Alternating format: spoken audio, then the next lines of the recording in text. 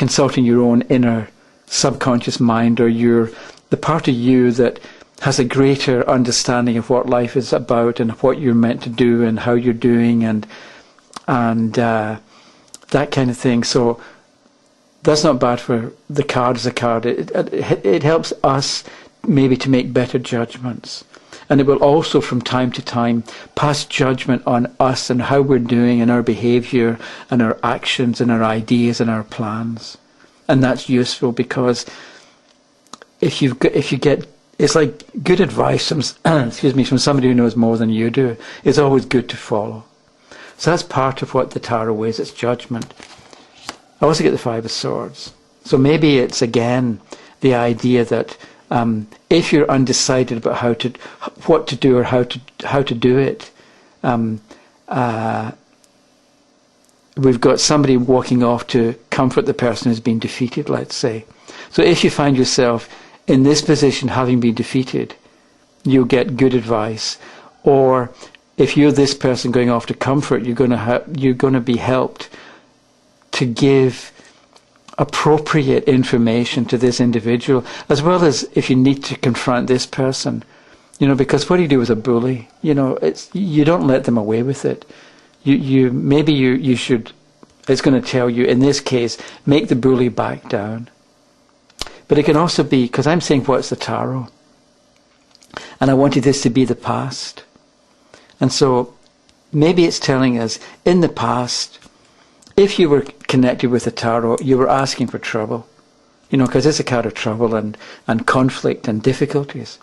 So perhaps this is telling us in the past, the tarot had a bad reputation, that it was used by con men and con artists and people who wanted to trick you out of money, or they wanted to trick you one way or the other.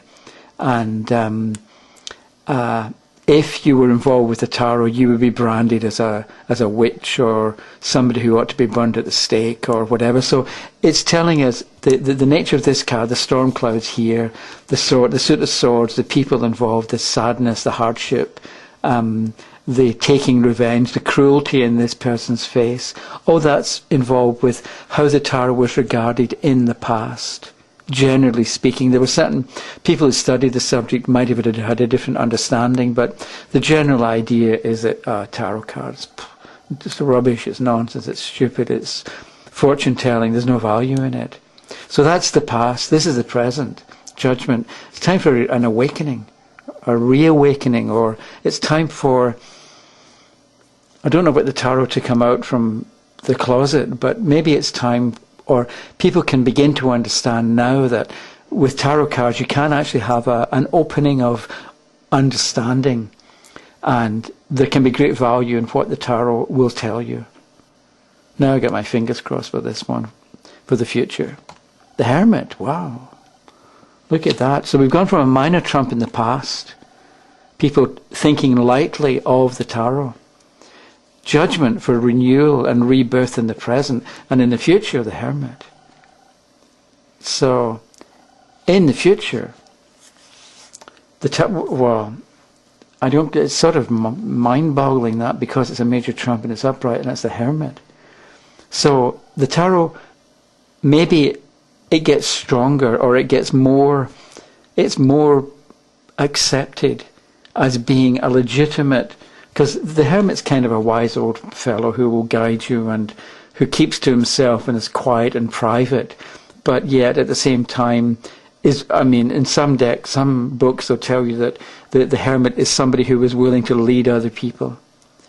Okay, it's not one of my first thoughts about the particular card, but it does, and it can represent the wise old man who will, and holding the lamp up, so that if you're in the dark in any area of your life, by means of the tarot, you're going to get a light shining.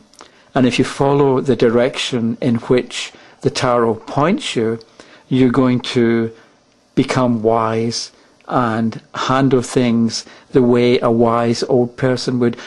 Some old people are just kind of don't seem to have learned much through their life, but with the Hermit we've got the idea of age old age and wisdom that goes with it, because the person has experience, they know what's going on, they've had good and bad experiences, they've got a philosophy they've developed, and that's what's represented by this particular card. So it looks like, what's the tarot? It used to be disregarded. It's got possibilities for renewal and rebirth, and in the future it's the Hermit. So lots of people studying and making great use of the tarot and what it can do. So that's one thing. So if you like to try that, and now we didn't get any of the 3 cards that I chose, but we did get the idea of the confinement of the 8 of Swords repeated here.